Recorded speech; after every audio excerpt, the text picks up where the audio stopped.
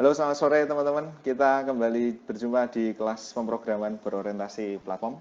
Bagi yang belum pernah mengambil kelas saya, salam jumpa, salam kenal. Perkenalkan, nama saya Yeremia Alfa Susetyo. Kalian bisa kontak saya di yeremia.alfa@uksw.edu ya. Atau kita bisa komunikasi via WA group yang sudah kita buat bersama-sama. Selama 1 semester ke depan kita akan bersenang-senang dalam dunia perkodingan ya di mata kuliah pemrograman berorientasi platform. Minggu lalu sudah kita bahas teman-teman bahwa mata kuliah ini membahas apa sih? Kalian masih ingat ya? Cewek yang cantik atau cewek yang bisa masak, ya kan? Kita bahasnya adalah cewek yang bisa masak, ya.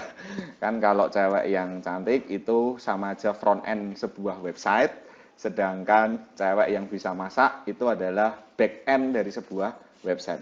Nah, kemarin kita sampaikan di WA Group bahwa mata kuliah ini membahas tentang masak, dapurnya website, tentang back end, ya, tentang algoritma, struktur database, apapun itu yang ada di dalam sebuah website. Jadi kita mengabaikan tampilan web kita ya. Di tampilan kan kita di mata kuliah interaksi manusia komputer sudah kita bahas. Nah, di mata kuliah ini kita lebih banyak ke algoritmnya gitu. Kira-kira seperti itu. Kemudian dinamakan mata kuliah pemrograman berorientasi platform karena platform itu kemarin kita lihat pengertiannya adalah sebuah wadah. Jadi wadah atau kerangka kerja. Jadi platform itu lebih ke kerangka kerja. Nah, hari ini saya sampaikan juga kemarin bahwa website itu kalau kita bangun berdasarkan platform, maka pola dan strukturnya akan sama. Nah, dunia web, pemrograman web, baik back end maupun front end, itu adalah pemrograman yang paling banyak memiliki platform atau framework. Baik, pemrograman berorientasi platform ini merupakan perpaduan tentang berbagai teknologi dan metode dalam pengembangan aplikasi berskala enterprise. Jadi aplikasi yang berskala besar itu akan kita bahas di sini. Nah, salah satu wujud pemrograman yang mampu mewadahi pemrograman enterprise itu adalah pemrograman web, ya, bukan standalone di desktop. Kita sudah nggak lagi bicara kayak TR zaman dulu ya, bikin aplikasi yang berbasis standalone, dijalankan di situ, database-nya di situ, ya. Enggak, kita nanti sudah bicara skala enterprise. Nah, capaian pembelajaran selama 1 semester ini teman-teman, yang pertama adalah mahasiswa memiliki pemahaman tentang teori dan praktek dasar teknologi enterprise, teknologi web tadi, kemudian mampu memahami konsep dasar internet dan website. Terus yang ketiga, mahasiswa mampu memahami konsep dan implementasi responsive web, ya. Responsive web ini terkait dengan cantiknya wanita tadi, meskipun kita nggak bahas skincare dan cara dandannya ya, lebih ke dapur, tapi nanti kita sempat singgung lah satu-satu pertemuan gitu tentang responsive website, ya. Responsive website itu web yang mengikuti ukuran layar dan ukuran tampilan. Kemudian nanti kita juga yang poin 4 adalah konsep implementasi framework dalam pembuatan web. Jadi ini nanti yang penekanan paling besar adalah framework dan pembuatan web. Nah, poin 5 itu nanti ketika kita membahas tentang web service atau cross layer, jadi lintas layer. Ya, mungkin nanti kita singgung sebentar. Cuman teman-teman kalau mau mendalami tentang cross layer communication dengan web service, nanti kita ketemu lagi di mata kuliah sistem terdistribusi. Di mata kuliah ini nanti paling tidak kita singgung sebentar. Jadi kurang lebih tentang website seperti itu. Penekanan utama di back end, ya front end nanti kita singgung sepintas ya, gitu. Nah, materi pembelajaran kita selama 1 semester kalau boleh saya bagi itu sebenarnya ada 2, front end dan back end ya. Komposisi terbesar tadi sudah saya katakan di back end. Cuman front end dan back endnya nanti tidak native. Native itu tidak klasik tanpa framework, tapi kita harus menggunakan framework. Selama ini mungkin kita ngoding kan pakai native ya, bikin bikin website biasa gitu. Nah, kita nanti coba mengikuti kerangka kerja, baik framework front end maupun framework back end. Nah, materi pembelajaran kita nanti kalau kita bicara teknis, kita akan membahas tentang konsep pemrograman web itu seperti apa. Kemudian kita bahas HTML, ya HTML5 tentunya. Kemudian ada CSS dan juga JS, ya tampilan ini ya. Kemudian kita masuk nanti basic PHP, ya Hypertext Preprocessor. Kemudian kita juga nanti akan membahas pintas tentang OOP, ya Object Oriented Programming. Kemudian nanti ada konsep PDO juga, PHP Data Object. Kemudian nanti kita sekaligus implementasi di framework MVC, Model View Controlling, langsung di framework Laravel. Ya, selama ini mungkin pakainya kode igniter dan lain-lain, tapi tahun kemarin kita putuskan untuk pakai Laravel, ya, supaya kita ikut tren juga, ya, karena framework CI itu cukup gampang dan dokumentasinya sudah banyak di internetnya. Sekali-sekali kita juga perlu belajar yang agak susah sedikit gitu ya, framework Laravel. Nah, kalau teman-teman perhatikan mata kuliah atau dunia web itu adalah dunia yang cukup menantang ya, sederhana, rumit ya. Sederhana rumit itu gimana? Sebenarnya simple, cuman kompleks ya. Kompleks itu banyak, sederhana tapi banyak sekali cakupan, yang seperti di WA Group kemarin saya sampaikan, cakupannya banyak. Sederhana tapi cakupan banyak, menantang, dan menghasilkan banyak uang. Ya, kalau kalian mau lari ke pemrograman atau jadi programmer, ya sebenarnya paling laris ya di web programming ya. Jadi kebutuhan web itu banyak. Jadi kalau kalian benar-benar ingin menekuni satu bidang di dunia IT, ya we welcome you di pemrograman web. Jadi saya pikir kalian sudah masuk ke tahun ketiga, masuk bidang minat software engineering. Paling tidak sudah harus ada satu mindset, skill apa yang ingin aku kuasai di bidang pemrograman. Kalau aku mau di mobile ya harus set up diri untuk menguasai arsitektur dan mobile programming. Nggak cuman kulitnya aja, tapi sampai dalam-dalamnya. Kalau aku mau menguasai web, ya aku berarti harus siap-siap di pemrograman web.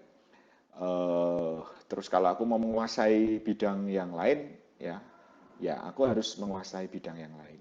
Ya, termasuk jenis bahasa pemrogramannya apa. Aku ingin menguasai Java misalnya, atau Python gitu, atau pemrograman yang lain gitu.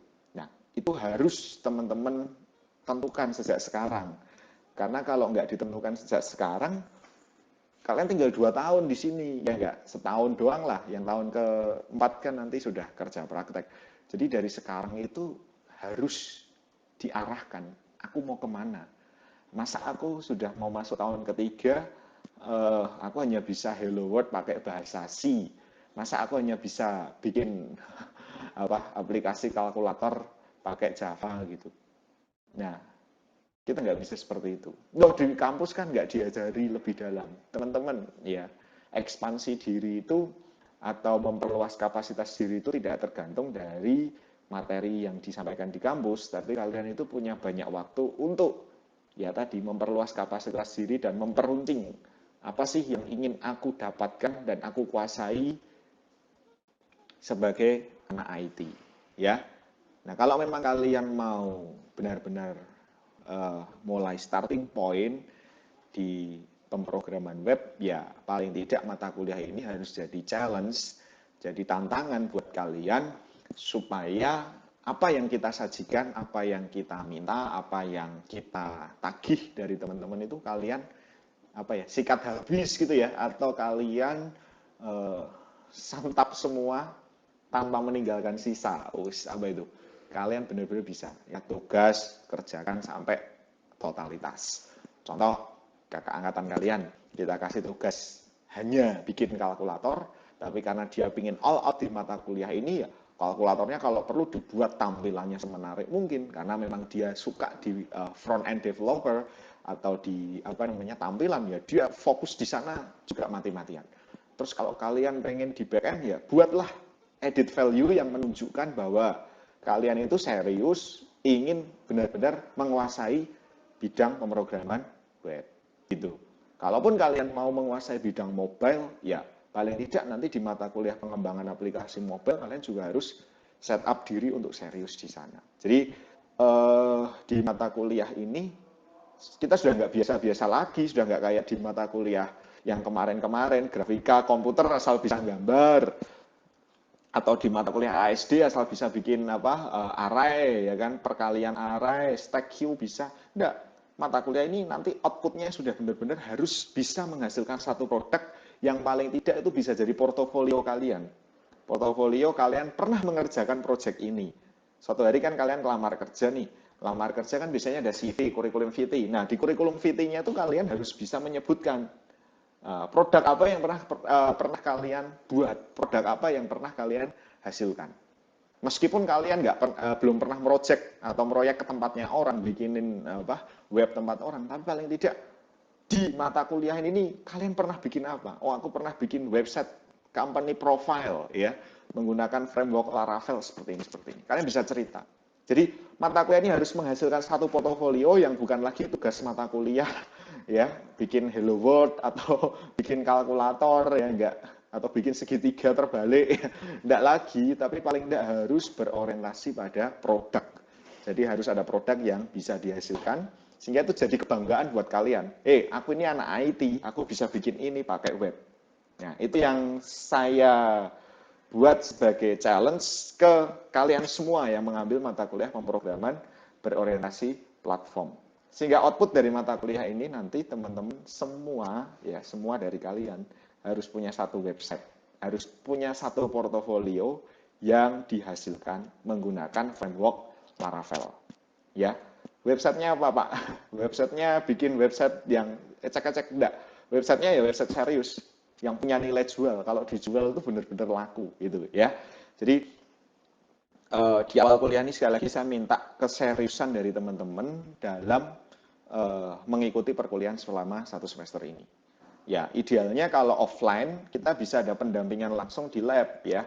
Biasanya saya 40 menit teori, nanti sisanya, ya, kalau di lab berarti 2 jam lebih 20 menit kita praktikum. Dan kelas ini kalau offline dulu nggak pernah ada yang namanya kelas cuma setengah jam, 1 jam, 2 jam, nggak ada. 3 jam full pasti. Nah, karena ini nanti berhubung kelas ini adalah online dan your activity out of my control.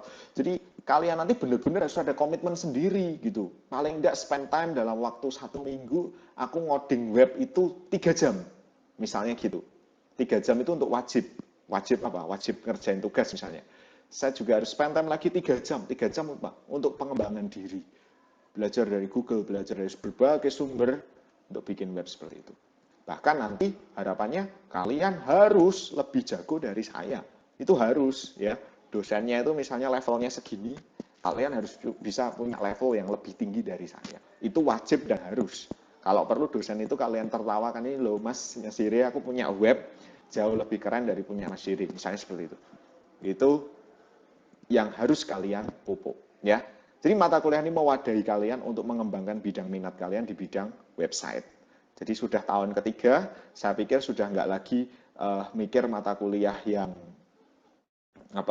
yang nggak ada hubungannya sama IT, ya. Kalian harus benar-benar fokus bidang minat bidang minatnya software engineering, ya kan. Belanjanya mata kuliah ilmu pengetahuan alam, ilmu pengetahuan sosial dan budaya, AMDAL, ya kan. Ya, itu hak Anda sih. Cuman harapan saya kalian sudah harus berpikir, apa sih yang bisa menunjang karirku? Apa sih yang bisa menunjang mata kuliah ini, bisa nggak sih menunjang kemampuan akademiku. Jadi teman-teman, sekali lagi saya minta keseriusan kalian dalam mengikuti kuliah ini meskipun dilaksanakan secara online, gitu ya. Nah, sebagai bentuk evaluasi dari pembelajaran kita selama 1 semester, maka nanti kita ada distribusi penilaian yang meliputi tugas 30%, tes tengah semester 30%, tes akhir semester atau proyek akhir 20%. Ya, presensi nanti 10% atau kehadiran kalian dalam kelas, dalam meeting, aktivitas dalam diskusi di WA group, itu nanti kita hitung. Nah, khusus TTS dan TAS nanti kita nggak lagi berupa teori, ya nggak, tapi nanti sudah produk. Kalau TAS pun kalian nanti benar-benar, ya tadi saya minta kalian bikin satu website. Kalaupun TTS juga sama. Jadi TTS maupun TAS semuanya ngoding teman-teman. Loh ini mata kuliah ngoding toh Mas? Iya, mata kuliah ngoding. Kalian pikir mata kuliah apa? Jadi mata kuliah ngoding. Suka nggak suka ya harus suka. Kan sudah bidang minat, namanya aja minat ya, nggak berminat di software engineering ya. Pupuklah minat kalian, gitu ya. Nah, distribusi nilai untuk nilai A adalah 85 ke atas, AB 80 dan seterusnya. Bolos 3 kali nanti nilainya E. Gitu ya, untuk distribusi penilaian. Oke teman-teman, saya sampaikan ke teman-teman selamat datang, selamat bergabung, selamat berjuang selama 1 semester di mata kuliah pemrograman berorientasi platform. Semoga Tuhan Yang Maha Kuasa menyertai kita selama 1 semester ke depan, memberikan satu pengalaman yang baru, memberikan satu tantangan yang baru, memberikan satu pengalaman proyek ya, project ya kan, bikin website yang baru ya. Kamu kan anak IT, masa nggak bisa bikin web? Nah, daripada kita ditanyain gitu nanti nggak bisa kan malu, ya nggak? Kamu anak IT, pernah bikin web nggak? Nggak pernah, ya. Projectmu apa? Bikin Hello World sama segitiga siku-siku pakai bintang. Aduh, ya jangan sampai seperti itu. Tapi paling tidak kita berkat mata kuliah ini nanti bisa menghasilkan satu portofolio yang cukup membanggakan ketika kita ngelamar KP, ngelamar kerja nanti, itu ada portofolionya. Gitu ya. Jadi sekali lagi selamat datang dan selamat berjuang. Kita ketemu lagi di topik selanjutnya. Jangan lupa subscribe YouTube saya sekarang juga ya. Oke, sampai ketemu lagi. See you.